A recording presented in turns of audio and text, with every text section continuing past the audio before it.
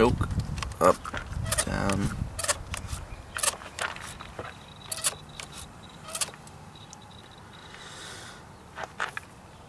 Alright, let's try to get this bad boy started.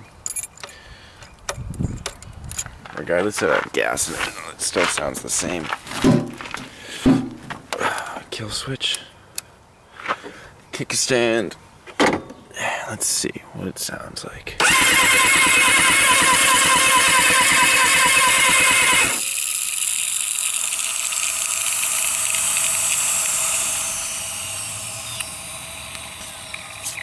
A little bit of gasoline.